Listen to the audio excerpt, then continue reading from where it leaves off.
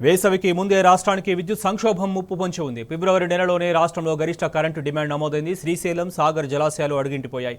ఈ నేపథ్యంలో ముందే జాగ్రత్త పడాల్సిన రేవంత్ సర్కార్ రాష్ట్ర విద్యుత్ అవసరాలకు తగ్గట్టుగా సన్నద్ధం కాలేదని తెలుస్తోంది. వేసవి డిమాండ్ను తట్టుకునే పరిస్థితి లేదన్న అనుమానాలు వ్యక్తమవుతున్నాయి. కాంగ్రెస్ పాలనలో ఈ ఎండాకాలం భారీ ఎత్తున కరెంటు కోతలు తప్పవని నిపుణులు అంచనా వేస్తున్నారు.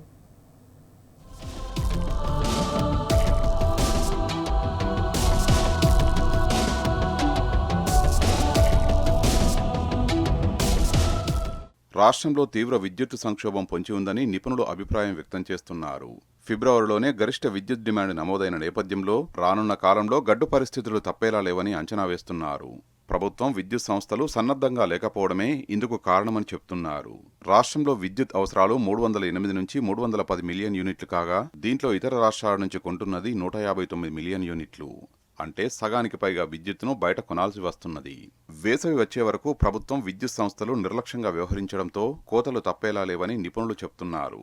కాంగ్రెస్ గత పాలనలో పేలిపోయే సబ్స్టేషన్లు, కాలిపోయే ట్రాన్స్ఫార్మర్ల పరిస్థితి పునరావృతం కానుందా అని రైతు సంఘాల నేతలు వాపోతున్నారు.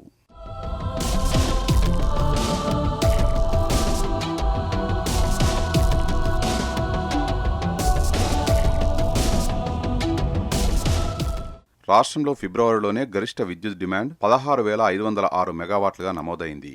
మొత్తం విద్యుత్ డిమాండ్లో వ్యవసాయ రంగం నుంచి 34%, గృహ, వాణిజ్య రంగాల నుంచి 66% డిమాండ్ ఉంటుంది. ఎండాకాలం మనకు విద్యుత్ ఇస్తున్న ఇతర రాష్ట్రాల్లోనూ డిమాండ్ పెరుగుతుంది. ఆయా రాష్ట్రాలు విద్యుత్ ఇవ్వకపోతే పరిస్థితి ఏంటన్న ప్రశ్నలు ఉత్పన్నమవుతున్నాయి. ఒక రాష్ట్రం నుంచి విద్యుత్ను మరో రాష్ట్రం వాడుకొని మళ్లీ అవసరమైనప్పుడు తీసుకునే పవర్ స్వాప్ అగ్రిమెంట్ విధానం అమల్లో ఉంది. ఇందులో భాగంగా ఉత్తరప్రదేశ్ నుంచి 1000 నుంచి 2500 మెగావాట్ల సామర్థ్యం గల పవర్ బ్యాంకింగ్ గడువు ఈ నెల 28తో ముగియనుంది. 1500 నుంచి 3000 మెగావాట్ల సామర్థ్యం గల పవర్ బ్యాంకింగ్ గడువు మార్చి 31తో ముగియనుంది. మధ్యప్రదేశ్ నుంచి 150 మెగావాట్ల విద్యుత్ బదిలీ గడువు ఏప్రిల్ 15తో ముగియనుంది. 500 మెగావాట్లకు సంబంధించిన గడువు ఏప్రిల్ 30తో పూర్తవుతుంది.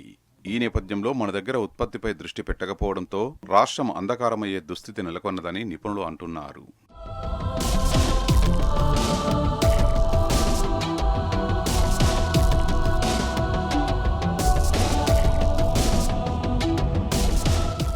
శ్రీశైలం, నాగార్జున సాగర్ జలాశయాలు ఖాళీ అయ్యాయి.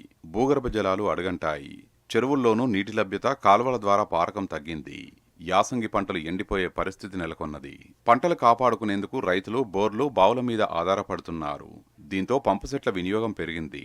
గృహ వినియోగానికి సంబంధించి ఏసీలు, ఫ్యాన్లు, కూలర్ల వాడకం పెరుగుతున్నది. పెరిగిన విద్యుత్ సరఫరా డిమాండ్ను తట్టుకోవాలంటే వ్యవస్థలు పటిష్టంగా ఉండాలి. కానీ అందుకు కూడా విద్యుత్ సంస్థలు సన్నద్ధంగా లేవని సమ్మర్ యాక్షన్ ప్లాన్ పురోగతి స్పష్టం చేస్తున్నదని నిపుణులు చెబుతున్నారు.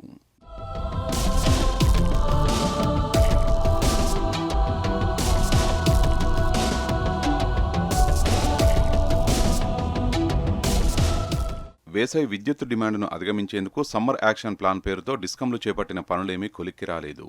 ప్రణాళికలో భాగంగా కొత్త సబ్స్టేషన్ల నిర్మాణం, పవర్ ట్రాన్స్ఫార్మర్లు, డిస్ట్రిబ్యూషన్ ట్రాన్స్ఫార్మర్ల బిగింపు, 33 kV, 11 kV ఫీడర్లను మార్చడం వంటి పనులు చేయాలని నిర్ణయించారు. కానీ ఏ పనులు కూడా పూర్తి కాలేదు. ఈ నేపథ్యంలో డిమాండ్ మరింత పెరిగితే విద్యుత్ వ్యవస్థలు, ట్రాన్స్ఫార్మర్లు, సబ్స్టేషన్లు తట్టుకుంటాయా అని అధికారులు కూడా అనుమానాలు వ్యక్తం చేస్తున్నారు.